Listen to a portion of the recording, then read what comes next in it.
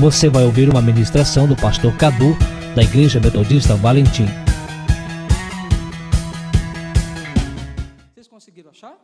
Amém? É um texto que a gente não está muito acostumado a manuseá-lo, né? Então a gente demora um pouco mais para encontrar. Mas Miqueias 5:2 fala assim: e tu, Belém Efratá, pequena demais para figurar como grupo de milhares de Judá, de ti mesmo sairá o que há de reinar em Israel, e cujas origens são desde os tempos antigos, desde os dias da eternidade.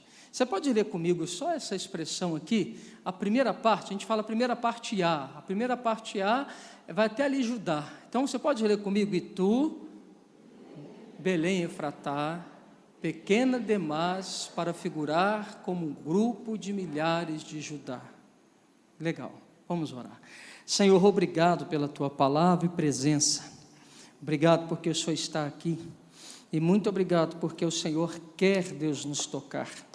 Nós queremos então nos abrir à manifestação do Espírito, que o Senhor nos fale no profundo do nosso coração, e que o Senhor nos faça enxergar aquilo que talvez não estamos conseguindo enxergar bem, que o Senhor nos faça ouvir aquilo que nós estamos com dificuldade de ouvir, e que o Senhor, ó Deus, ó Pai, nos leva a viver todo o propósito, desígnio no Teu coração, para que nós possamos ser benditos do Senhor.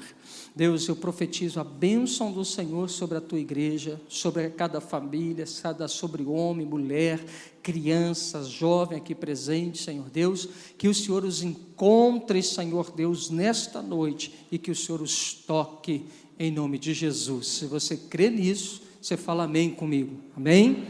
Glória a Deus, louvado seja o Senhor. Hoje nós estamos anunciando que é o culto, então, do envio dos lares de paz.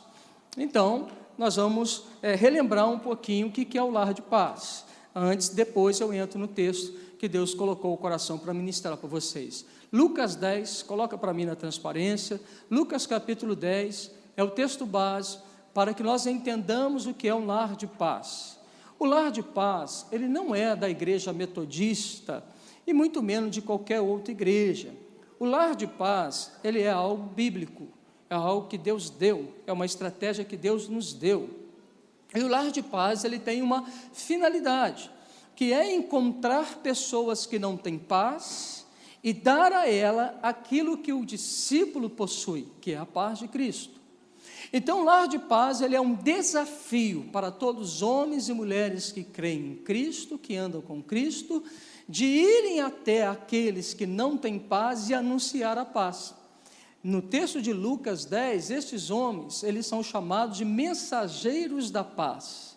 Eles levam a paz, eles anunciam a paz, eles pregam a paz. A estratégia foi simples, pode ir passando, a estratégia foi simples. Olha lá, Jesus constata algo, ele está falando que a seara é grande, os trabalhadores são poucos, então ele precisa de trabalhador para a seara, porque o povo está cansado, está exausto, está aflito como quem não tem pastor. Essa foi a conclusão de Deus olhar para o seu povo e falar assim: puxa, esse povo está cansado, ele precisa de alguém que cuide deles. E ele fala assim: olha, meu povo, roga aos céus para que a gente envie trabalhadores para essa seara. E aí depois vai decorrendo o texto, e ele fala, não, sobe um pouquinho, e depois ele vai falar assim: depois eu vos envio como cordeiros para o meio de lobos. Ele fala assim: a tarefa não é fácil, eu vou mandar vocês para um lugar, nesse lugar vai ter gente que vai tentar parar você. Vamos lá? E aí ele fala: não leveis nem bolsa, nem alforje, nem sandálias, a ninguém saudeis pelo caminho, ao entrares numa casa, dizei antes de tudo: paz seja nesta casa. Se houver ali um filho da paz, repousará sobre ele a vossa paz. Se não houver, volta para vocês. Então Jesus está falando com aqueles discípulos, ele fala assim: olha, eu tenho urgência, vocês têm que ir logo, não dá para vocês levarem sandália, não dá para vocês levarem mochila, não dá para vocês levarem o secador de cabelo, a roupa da segunda, da terça e da quarta, não dá para vocês levarem essas coisas todas, o iPad, o celular, o carregador, não dá para vocês levar essas coisas, é para ontem, vocês precisam ir logo, vocês precisam anunciar o Evangelho logo, então vão, eu estou enviando vocês, vão, façam isso. Bata na casa, aí é uma estratégia, bata na casa, faça uma saudação. E nessa saudação você vai entender se aquela casa de fato tem filhos da paz ali, pessoas que temem a Deus e pessoas que de fato estão dispostas a receber você na sua casa. Então ele chega lá, ele dá a mensagem, e aí ele fala assim, olha, se o filho da paz te receber, ele abriu a casa, ele fala assim, então vamos ficar aqui comigo, eu vou te dar guarida, eu vou te receber nesses dias, você vai comer na minha casa, você vai dormir na minha cama, você vai usar o meu banheiro, nós vamos ter um tempo de relacionamento. E aí ele entrou para dentro da casa, com aqueles que são filhos da paz, e ali estar com ele. Mas se não tiver alguém que quer receber, ele fala assim, não se preocupe, porque a paz ela vai voltar para você. Então a paz que era para ser dada para aquela casa, como eles não quiseram receber, ela retorna para você. Segue o texto, e ele fala, permanecei na mesma casa, comendo e bebendo, o que eles tiverem, porque digno é o trabalhador de seu salário. Então aprenda a viver sobre aquilo que as pessoas ofereçam a você. Aquilo que eles podem te dar, coma e louva ao Senhor. Quando entrares numa cidade, ali vos receber e comei do que vos for oferecido. Vamos passando, e assim vai. Aí olha o que ele fala. Jesus ele fala assim, você está indo para lá para curar os enfermos. Você está lá para anunciar que o reino de Deus está próximo. O que você faz na casa? Se tem alguém enfermo, bota a mão sobre eles, cura-os pela autoridade do nome de Jesus. Tira deles as enfermidades, aquilo que os atormenta. Eu estou te dando autoridade para que você chegue lá e faça isso.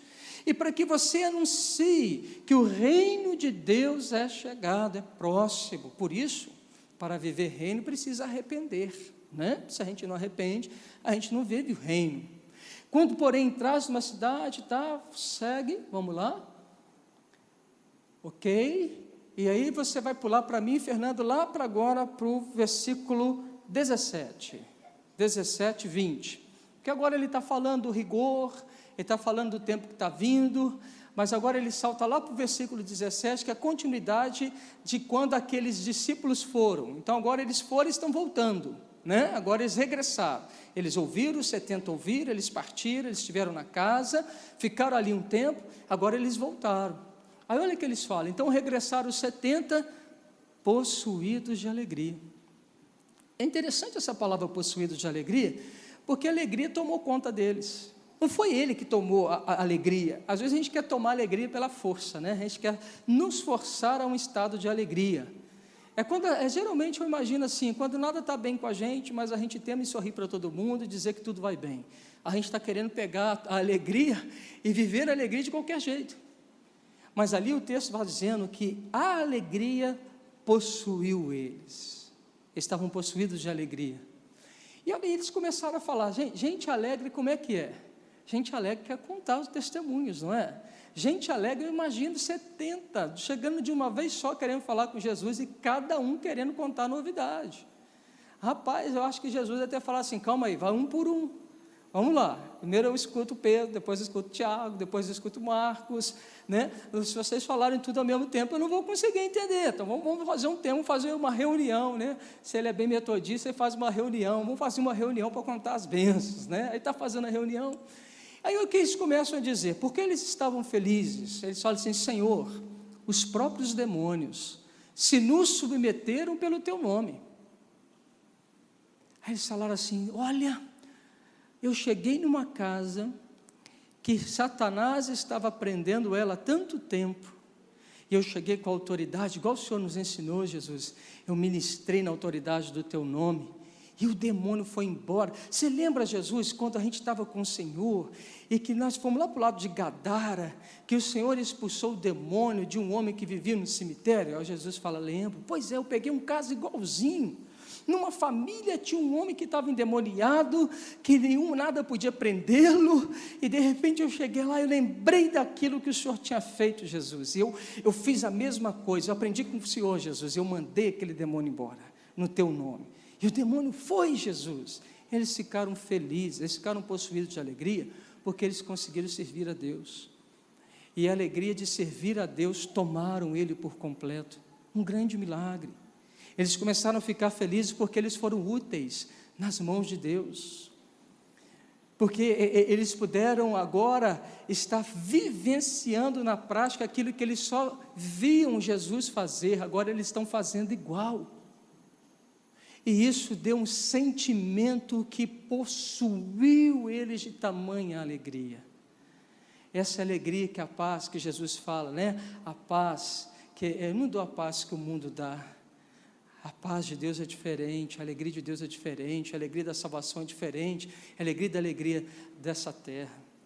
Eu acho assim, quem gosta de futebol vai entender o que eu vou falar, mas a gente que gosta de futebol, e eu me incluo nisso, quando o nosso time ganha do maior rival e ganha de goleada, meu Deus, aquilo vira piada para o ano inteiro. Mas quando o nosso time ganha um campeonato, eu não sei se vocês já tiveram isso, meu time quando ganha um campeonato eu fico feliz, me dá vontade, eu me seguro, mas de zoar botafoguense, vascaíno, tricolor, de botar a boca no mundo e falar assim, cambada de perdedor, me dá vontade, eu confesso, mas eu não faço para não criar inimigo, né? Então a gente não faz, mas a Érica me vê lá em casa, torcendo, gritando, de repente ela corta com aquele zoião para mim, precisa gritar tanto, eu falei assim, meu amor, a gente está adrenalina pura, a gente está torcendo, né? Tem algumas mulheres, né? A Josi, a Nilma, que eu estou lembrando aqui, são torcedoras, né? Mas algumas mulheres não torcem assim. Então, a Nilma e a Josi vão me compreender melhor do que a minha esposa, né? Então, a gente começa a ver essa efusão de alegria que a gente tem. Mas é interessante, eu não sei se é comum para vocês, o campeonato acabou no domingo. Na segunda-feira, é tudo igual. Tudo igual. Não mudou nada. Mudou, pastor, vou dar uma zoada na galera. Tá, mas você continua zoando, você sempre zoa. Só que agora você se sente no direito de zoar mais. Mas não muda nada. Quando você teve seu primeiro carro, quem ficou feliz quando teve o primeiro carro? Carro velho, feio pra caramba, você jurava que era o melhor carro da face da terra, porque era seu. E você ganhou o carro, e aí, essa alegria, ela vem, e daqui a pouquinho você quer o quê? Ter um outro carro. A alegria do primeiro carro, ela vai-se embora pela alegria de querer ter o segundo carro. Pois então, o texto está nos falando de uma alegria maior, que é a alegria de poder servir a Deus. Agora, quem Deus escolhe? Quem Deus escolhe para poder servi-lo? Mas, quem você escolheria para poder servir a Deus?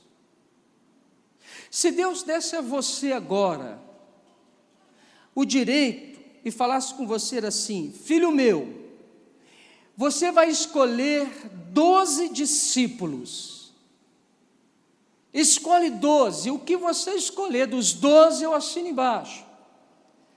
Quem que você pensa que está apto para ser discípulo? E quem você escolheria de fato? Pensa um pouquinho. Quem? Você escolheria Pedro? Quem que, assim, ia escolher Pedro para ser um discípulo? Pedro é nervosinho. Pedro é semi-analfabeto, ou analfabeto. Pedro é pescador, é o cara que não é polido. É o cara que fala aquilo que vem da boca dele. Cara bruto. Você escolheria Pedro para ser um discípulo? Sim ou não? Quem que você escolheria? Os melhores, não é? Para Deus tem que ser o melhor, não é assim que a gente fala? É ou não é? Não é esse o nosso discurso? Então você escolheu os melhores. Você escolheu os melhores, o top dos tops. Agora, quem que para você é o top do top dos tops e os melhores dos melhores? Vem cá, você acha que você talvez ia escolher o sumo sacerdote? O bambambam do sacerdote de Israel. Você ia falar assim, não, esse tem que estar na lista. Porque o sumo sacerdote, o bambambam, ele tem que estar na lista. Você escolheria o melhor mestre, o Gamaliel. É o Gamaliel, tem que ser o Gamaliel. O Gamaliel tem que ser o discípulo, você escolher o cara que saca mais de Bíblia, quem ia fazer isso? Sinceramente, quem ia fazer isso? Eu ia escolher o melhor, pastor, porque para Deus o melhor. Quem de vocês escolheria uma prostituta? Quem de vocês, por exemplo, ia escolher um traficante? Quem de vocês ia escolher um mentiroso? Quem de vocês ia escolher um cara que matou gente? Quantos de vocês iam escolher alguém que roubou alguma coisa? Esse tipo de gente está na sua escolha? Está ou não está? Vamos, gente, me responde, sinceramente, está ou não está? Você escolheria gente dessa estirpe, dessa maneira? Sim ou não? Quem escolheria, levanta a mão, fala assim, eu escolheria, pastor. Você escolheria mesmo esse tipo de gente, Marcinha? Só a Marcinha levantou a mão. Você escolheria esse tipo de gente? Por que você escolheria?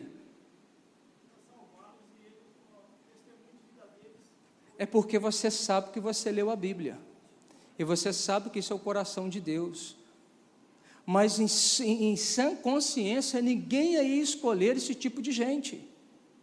A gente ia escolher o melhor. Agora, olha só a escolha de Deus. E eu quero provocar vocês nessa escolha. Comecei a pregação. O texto nos fala de uma cidade chamada Efratá. Essa cidade Efratá, você já ouviu falar assim? Você já tirou um barato com moradores de Macuco? Você já chegou para Macuco e falou assim, capaz, essa cidade não tem nem no mapa. Quem já falou alguma cidade assim? Fala assim, cara, você mora num lugar que não tem nem no mapa. Né? Aonde? Não conheço. A gente dá aquela zoada, né? A gente fala assim, rapaz, eu moro no Rio, eu moro em São Paulo, moro em Nova York. Agora você está falando comigo de Porciúncula, você está falando comigo de Macuco. Cara, que negócio é esse? Tem uma cidade que chama Varriçai. Aí o cara, é sério? Existe uma cidade que chama Varriçai? Não, aí começa a rir daquela gargalhada, fala assim, como é que é? Eu entro lá, eles varrem e a gente sai. Quem que já fez zoeira com alguma cidade pequena, que você falou assim, rapaz, essa cidade não tem no mapa, levanta a mão assim, deixa eu ver, quantos vocês já zoaram, minha mão está levantada, essa 2 vezes, né, Vitor? A gente zoa bastante. Mas a Bíblia fala de uma cidade chamada Efratá. Efratá é uma cidade que não tinha no mapa, Miqueias disse isso. Miqueias falou que essa cidade era tão pequena, que ela não era contada entre a cidade de Judá. A cidade de Efratá é uma cidade que era considerada mais um lugarejo. E ali, essa cidade, posteriormente, ela se tornou Belém. E Belém, por ela ter mudado para Belém, não significa que ela se tornou uma grande cidade, significa que ele mudou o nome para Belém. E alguns textos da Bíblia falam assim, Belém de Efratá, Efratá de Belém. Mas olha que interessante, é uma cidade pequena, é uma cidade que ninguém dá nada para ela, mas eu vou dizer para vocês algumas pessoas que nasceram em Efratá. E eu acho que você vai ficar de queixo caído. Uma pessoa que nasceu em Efratá era Noemi. Quem é Noemi? Você vai depois pegar o livro de Ruth e você vai ver. Noemi era a sogra de Ruth. Ela morava de Belém em Efratá, havia uma fome na terra, ela saiu com seu esposo e com seus filhos, Malom e Quilion. E eles foram para a terra, qual terra mesmo, amor? Esqueci. A terra que eles saíram de Belém para Moabe, eles foram para Moabe, isso. Ruth é moabita. E chegaram lá, quem morreu? O marido e os filhos. Aí as noras abandonam ela, menos Ruth. E Ruth fala assim, não, eu sou contigo. Eu vou adorar o seu Deus. Aonde você for, eu vou. Aonde você bota o pé, eu boto o pé também. Então Deus providenciou para Noemi uma Ruth. Quando a Noemi e a Ruth, elas voltam para Belém, ela fala assim, não me chame mais de Noemi, porque eu parti daqui ditosa, eu já saí daqui bem, mas agora o meu nome é Mara, eu voltei amarga, porque a minha aventura de sair de Belém amargou a minha vida, eu perdi o meu marido, eu perdi os meus 2 filhos, mas ela volta para Belém, Deus restaura a vida de Noemi através da vida de Ruth. Ruth, então, ela casa com um camarada chamado Boaz, que é o resgatador. E Ruth agora vai se tornar a bisavó de quem? Sabe de quem? De Davi. Ruth não era crente, Ruth era moabita, Ruth não adorava a Deus, mas Deus, por amor a Noemi, deu a Noemi uma Ruth, e a Ruth se converteu. A Ruth era tipo daquela mulher que a gente falava assim: rapaz, isso aí não converte, isso aqui não vai dar nada não, porque ela adora muitos deuses. Não, essa daí é traíra, ela jamais vai deixar de adorar os seus tantos deuses para adorar um Deus só. Não, a Ruth é tempo perdido. Não, a Ruth não foi tempo perdido, a Ruth foi ganha. A Ruth se tornou crente, adoradora de um único Deus, Yahvé. Ela se tornou uma pessoa então companheira, fidedigna, que caminhava com Noemi, e a amizade de Ruth mudou a sorte de Noemi. Quando foi que eles tiveram a sorte mudada? Quando eles foram para Efratá. Sabe por quê? Sabe o que significa Efratá? Efratá significa frutífero, frutificação. Que isso, pastor? Uma cidade tão pequena, como é que ela pode ser frutífera? Isso, esse é o nome de Efratá. Efratá significa frutífero. Belém significa casa do pão, significa a provisão de Deus, significa que Deus sempre há de multiplicar, significa que Deus sempre há de sustentar, que Deus sempre há de dar-nos o pão e nos tornar frutíferos e abençoadores. A sorte deles começa a mudar novamente, porque eles voltaram para Efratá de Belém, e ali a vida deles tomaram um novo sentido. Agora, você sabe qual é um outro filho de Efratá? Davi. Davi nasceu também em Efratá de Belém. Quem era Davi? Quem era Davi? Alguém dava alguma coisa para Davi? Davi era um menino responsável, é verdade, mas Davi era pastor de ovelha.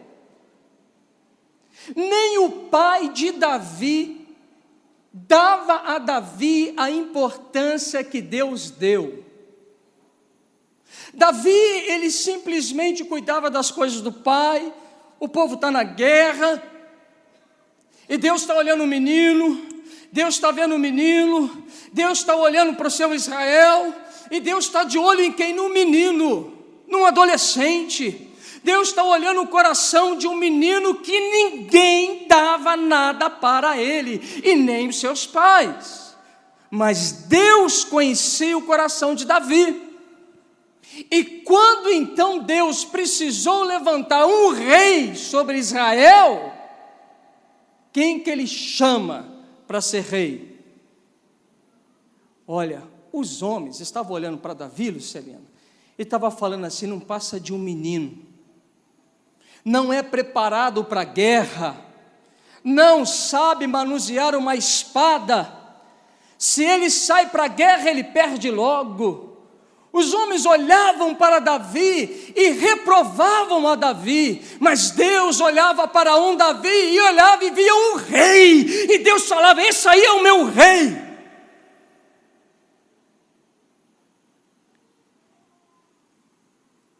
Para quem os homens reprovou, Deus está aprovando. Para quem os homens estão olhando e falando assim: não vai dar nada, Deus está falando assim: já deu. Está entendendo isso? Está entendendo? Aí Deus foi e escolhe quem? Davi. E Deus vai treinar Davi, Deus vai capacitar Davi para que ele se torne um rei. Quer ver uma outra situação que aconteceu em Efratá? O povo de Deus saiu para guerrear os filisteus. Saíram e o povo estava todo desobediente. E a arca da aliança, da presença de Deus, andava nos lombos dos levitas. E eles acharam assim: não, a arca da aliança está aqui, a presença de Deus está com a gente, então nós podemos subir agora e vencer os filisteus, como nós sempre vencemos. Mas Deus não estava favorecendo. Eles foram guerrear contra os filisteus. O que aconteceu? Eles levaram uma surra e perderam a arca da presença. A arca da presença ficou na terra dos filisteus. E quando ficou na terra dos filisteus, Deus começou a julgar aquela nação e tudo começou a travar para os filisteus, até que ele falou assim: rapaz, vamos tirar esse negócio daqui. Não, vamos tirar esse negócio daqui, é essa arca que veio para cá, esse Deus ali dos hebreus, ele está julgando, não dá, então vamos devolver para o lugar de direito. Antes da arca da presença ir para Jerusalém, ela ficou aonde? Te dou um doce para quem acertar. Na casa de Obed-edom. Aonde que era a casa de Obed-edom? Qual a cidade? Qual a cidade? Efratá de Belém, Kiriat Jearim. Ganhou o doce. Ela ficou em Efratá. Tinha tanto lugar que podia ficar. Mas Deus disse assim: a minha presença se manifesta no meio de Efratá, a minha presença se manifesta onde tem frutífera, onde tem pão, a minha presença ela está aonde os homens jamais vão imaginar que ela esteja. Eu não vou para Jerusalém, que é o lugar da grande cidade, mas eu vou para o meu lugar, onde eu manifesto, onde eu revelo, onde eu falo com o povo, onde eu chamo, onde eu lanço as pessoas. Eu vou levar para Efratá, porque lá eles vão cuidar bem da minha presença. Deus colocou na casa de gente improvável para ficar com a arca, na casa de um Obed-edom, morador de Efratá, num lugar, querido, que talvez deveria ficar na casa do sumo sacerdote, porque ele é capacitado para guardar e velar pela presença de Deus. Deus escolheu um pequeno, e Deus colocou na casa de um pequeno, de uma cidade pequena, e falou assim: vocês cuidam da minha presença. Quem também nasceu em Efratá de Belém? Um outro doce para quem acertar. Quem nasceu lá? Quem? Jesus. Jesus nasceu em Belém, Efratá de Belém. Uma cidade que ninguém dava nada para ele. Vamos ser sinceros. O rei, ele tinha que nascer aonde? Qual que é a nossa mentalidade do rei? O rei tem que nascer aonde? Nosso rei. Você vai colocar o rei em um estábulo? Vai colocar o rei num curral? Você vai colocar o seu rei para nascer entre as vacas? Vai, gente. Você vai colocar o rei, o Senhor de tudo, do universo, aonde? Qual que é o lugar que ele deveria estar, gente? No palácio. O palácio era o quê? Adornado em ouro, pedras preciosas, mimado por todo mundo. A figura do rei em um estábulo não concorda com a mentalidade dos homens, mas ela é facilmente entendida e compreendida na mentalidade de Deus. Porque Deus utiliza os simples, os quebrantados de coração, aqueles que ninguém dá nada para eles, Deus os escolhe. Deus escolheu os simples para confundir os sábios. Deus é assim. Enquanto eu orava e pensava nessa palavra para trazer a vocês, Deus falou comigo assim: fala sobre Efratá, para que o meu povo entenda que eles podem. Porque quando nós temos um chamado de Deus, por que nós recusamos um chamado de Deus? Por que quando Deus fala com a gente, fala assim: eis que eu vou te usar para que você possa conquistar nações? Essa primeira palavra faz a gente assoviar, falar em mistério, faz a gente virar cambalhota. Não, se vier um pregador aqui, meu irmão, e falar com você assim: eis que eu te digo, varão, eu estou vendo um homem de vermelho ali, né? É o Mateus, tá? Não estou vendo não, estou só, né? Eu estou vendo um homem de vermelho ali, varão, eis que eu te digo, Deus te levantou como profeta das nações, e você vai viajar para tudo quanto é lugar. Você vai fazer o quê, Mateus? Você vai ficar feliz? Vai ficar feliz, vai dar um glória a Deus, aleluia, tal. A palavra de Deus Deus falou assim com Moisés. Aí depois ele falou assim: vem agora que eu vou te enviar a Faraó. O que Moisés fez? É comigo, Deus? Tem certeza que é comigo? É com você, Moisés. Eu estou te usando para libertar meu povo cativo. Não, Deus. Não, você deve ter errado. Olha, tem gente melhor do que eu. Tem gente mais capaz do que eu. Então Deus envia quem o Senhor quer enviar. Mas não envia a mim, porque eu não sou capaz de fazer o que o Senhor quer que eu faça. Quantos de nós, semelhantemente, ao ouvir um chamado de Deus, a gente fica feliz, mas quando Deus fala assim, agora vai, quantos de nós amarelamos? E falamos assim, eu não sou capaz de fazer isso. Eu não sei falar igual a Meire fala, eu não tenho essa gana igual o Juninho tem. Eu tenho medo de falar de Jesus para as pessoas e de repente as pessoas me compreenderem mal. Eu tenho medo de assumir Jesus e perder os meus amigos. Eu tenho medo de falar que eu sou crente e ser motivo de piada e de chacota no meio de tanta gente. Não, eu não consigo subir na favela para poder falar do amor de Deus. Eu posso receber uma bala perdida, um traficante pode colocar uma arma na minha testa e me matar, e lá num prostíbulo, o que as pessoas vão pensar de mim? Vão achar que eu estou pagando uma prostituta para ter uma relação, ou estão achando que eu estou me prostituindo? O que dirão de mim? Não!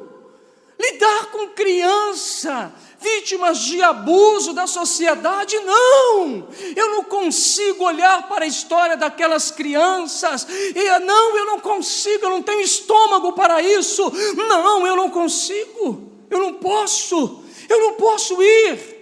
Senhor, envia outros, eu estou disposto a pagar para que outros vão e façam isso, Senhor. Afinal de contas, o Senhor tem me enriquecido, o Senhor tem me dado dinheiro, o Senhor tem me dado influência. Então, Senhor, eu vou dar dinheiro missionário, eu vou colocar dinheiro na mão daqueles que querem ir. E, Senhor, tá bom assim, porque eu não consigo me envolver com essas coisas, Senhor. Não, Senhor, mas eu estarei todos os domingos no templo, vou cantar para o Senhor.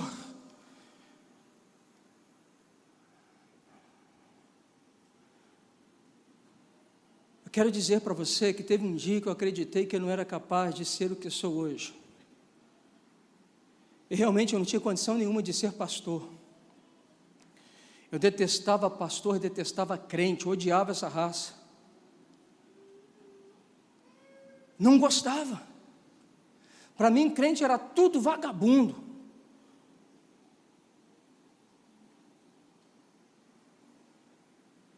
E aí? O que deu?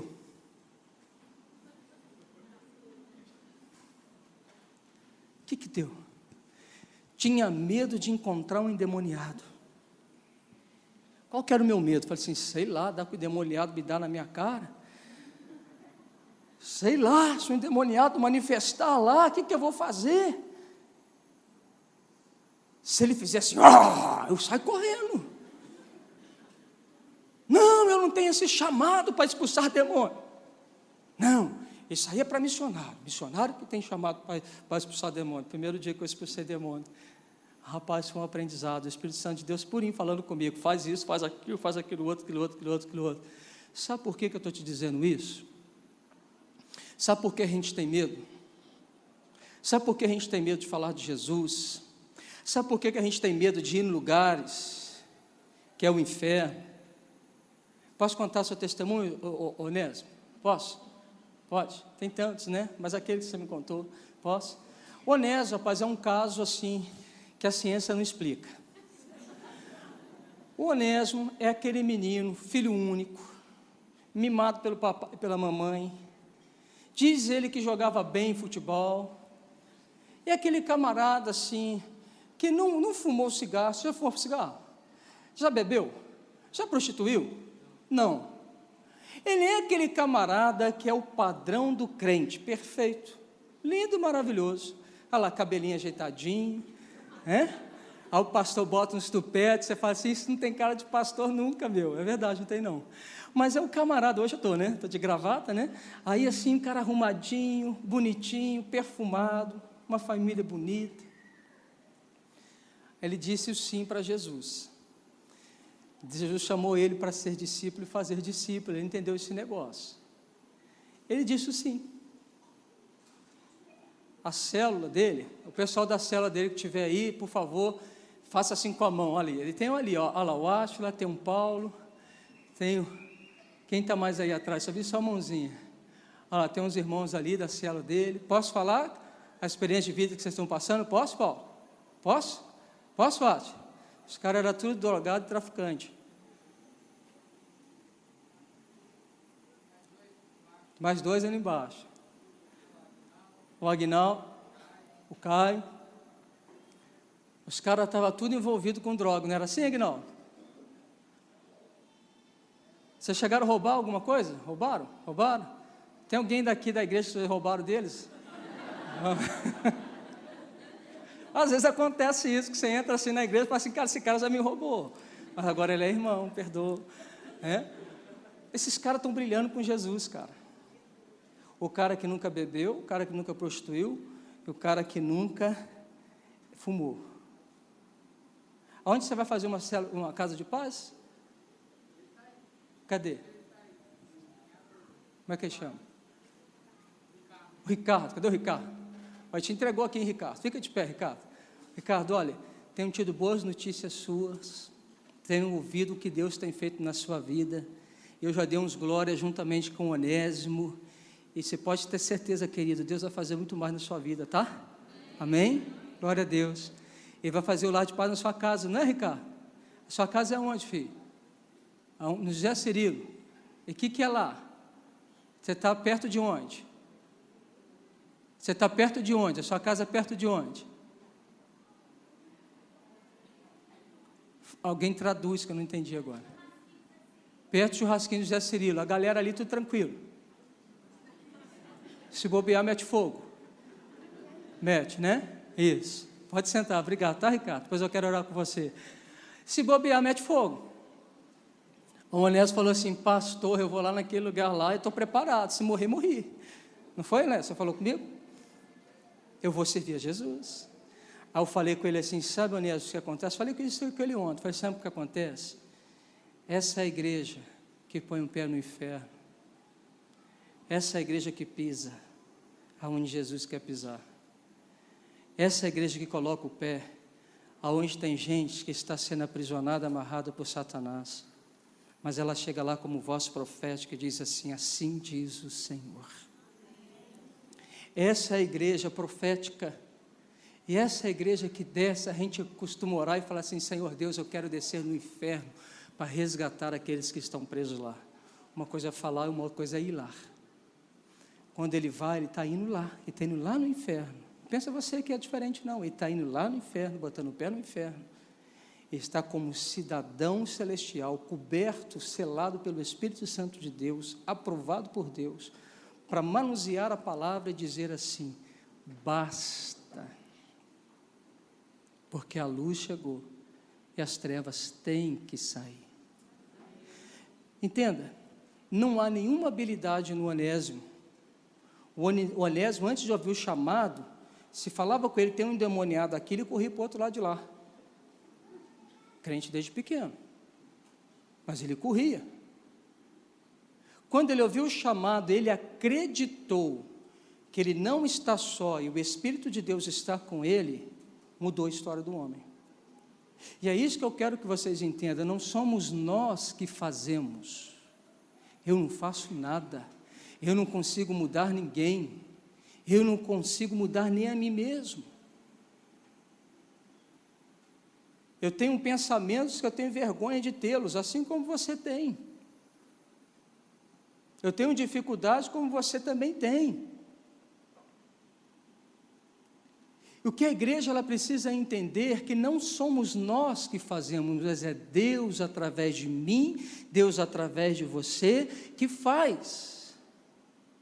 E a única questão que eu tenho que fazer então é me disponibilizar para Ele, dizer: Senhor Rei, estou aqui, use-me a mim, envia-me a mim. O resto Deus vai fazer através de você. Não é você que vai converter ninguém, é o Espírito Santo de Deus em você, que vai começar a tocar na vida das pessoas, que vai convencer as pessoas de seus pecados, que vai levar a elas uma nova vida. É o Espírito Santo de Deus, é Jesus que faz a obra, não sou eu, não é você, não somos nós só apenas somos instrumentos na mão de um Deus que é todo-poderoso, para convencer os homens do seu pecado, da justiça e do juízo. E isso é a função do Espírito Santo de Deus, mas a minha e a sua é testemunhar o Evangelho. A minha e a sua é poder ser mensageiro da paz. A minha e a sua é não temer nada, porque maior é que está em mim do que aquele que está no mundo. A minha e a sua função é não ter medo do inferno, mas é colocar os pés no inferno e bradar como um leão. Porque o leão da tribo de Judá habita em mim, ele vive em mim, porque a autoridade dele está em mim. Então eu não preciso ter mais medo, eu não preciso ficar mais com aquela coisa da nossa cabeça, dizendo assim: será que ele vai fazer? Filho, ele vai fazer, não é porque você é bom, é porque ele é Deus. Enquanto eu orava e preparava essa palavra, Deus falava isso comigo. Eu falava assim: o que acontece com a igreja de hoje é que a igreja acha que é ela que faz. A igreja acha que é ela que canta, e porque ela canta as pessoas se convertem, que é ela que prega, e porque ele prega bem as pessoas se convertem. E aí a gente começa a querer selecionar as pessoas pela habilidade que elas possuem. E começamos a dizer o seguinte: não, esse aqui não vai dar certo. Mas quando nós temos a sensibilidade de ouvir o que Deus fala com a gente vai começar a olhar para as mulheres samaritanas, a gente vai começar a olhar pelos endemoniados de Gadara, nós vamos começar a olhar pelos simples pescadores, nós vamos começar a olhar para aqueles que a gente torce o nariz quando a gente vê, porque ele não se veste como a mim, porque ele não fala como eu falo, porque ele não tem um dinheiro que eu tenho. E a gente vai começar a olhar para essas pessoas e falar assim: Deus pode transformar essa pessoa e fazer dela um profeta das nações. A gente precisa acreditar nisso. A gente precisa crer que Deus pode fazer. Ele pode. Mas muito mais do que acreditar, a gente precisa entender e arregaçar as mangas e ir sem medo. Você tem medo de quê? Está com medo de quê? Uma das coisas que paralisa-nos de fazer a obra é o medo. Outra coisa que nos paralisa é não querer se comprometer com o Senhor. Aí o nosso não é mais audível. A gente diz para Ele: não, eu não quero largar mão do meu conforto para fazer o que o Senhor está me mandando fazer. Mas eu acredito que o que mais segura o crente hoje é o medo. Medo de falar do amor de Jesus. Medo de perder algumas coisas quando você falar do amor de Jesus. Medo. Para encerrar, Fernando, coloca para mim Marcos 7, 31, 37. Eu quero orar e ungir vocês. Marcos 7, versículo 31 a 37.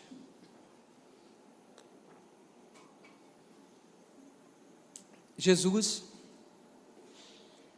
nas suas andanças, ele encontrou um homem. Esse homem era surdo, esse homem era gago. Note, esse homem, ele era surdo, mas emitia sons de sua boca. Ele era gago, ele não falava perfeitamente. Marcos 7, versículo 31, diz assim: de novo se retirou das terras de Tiro, foi para Sidom. até o mar da Galileia, através do território de Decápolis. Então lhe aproximou um surdo e gago, e lhe suplicaram que pusesse as mãos sobre ele. Jesus, tirando-o da multidão, tendo um tempo a sós com ele. Jesus está passando um tempo em particular com esse homem agora, à parte.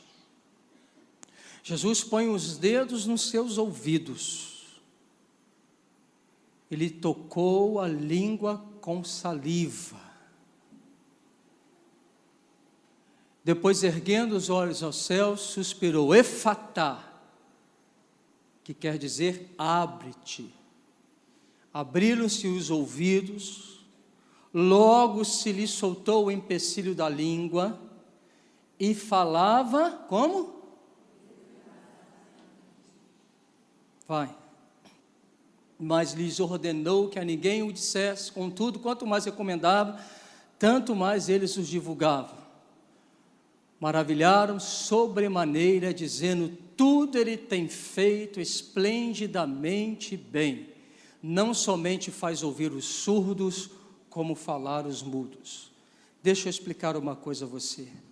A deficiência do ouvido causa a dificuldade da comunicação.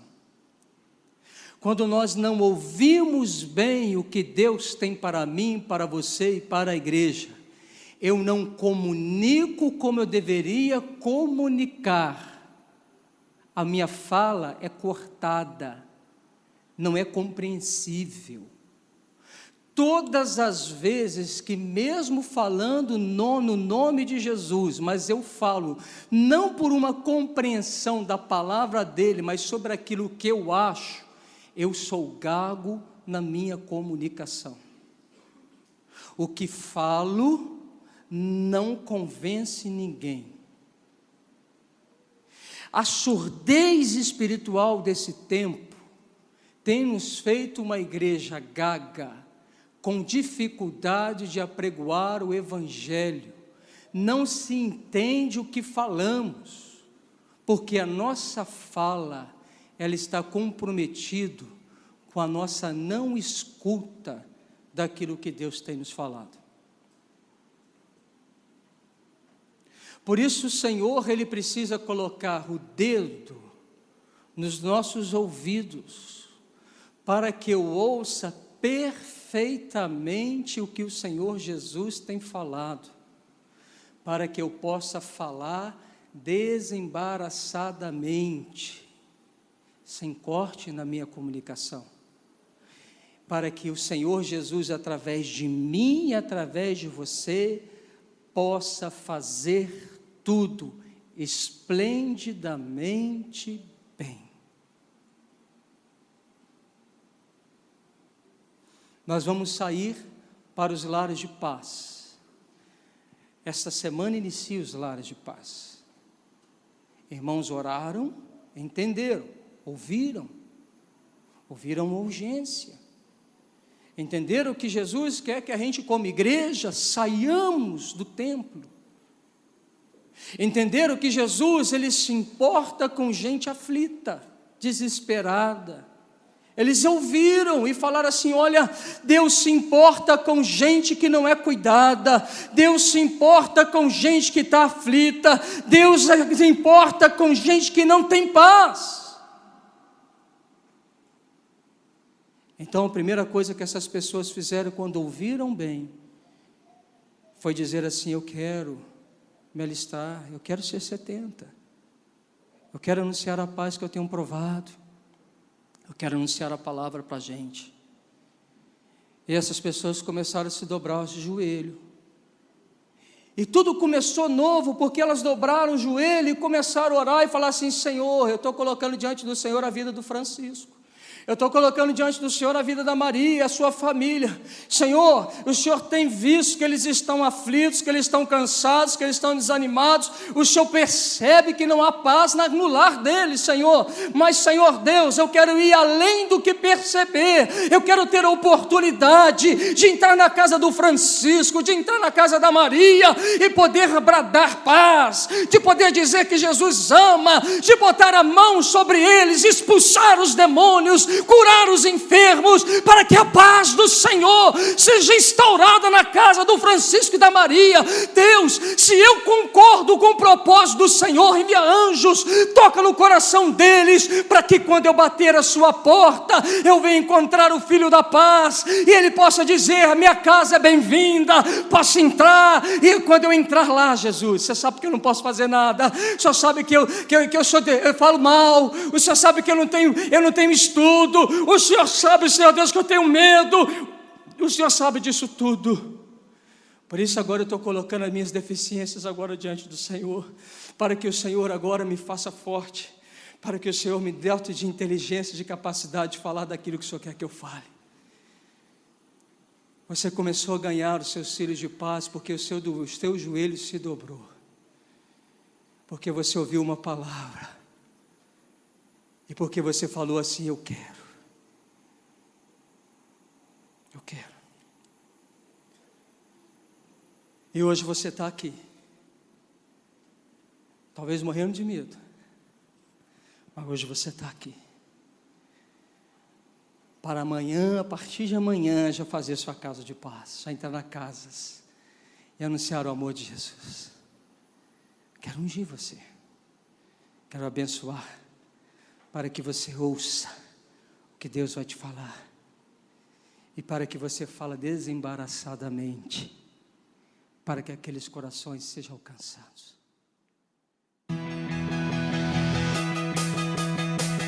Para ouvir essa e outras ministrações, acesse www.metodistavalentim.com.br.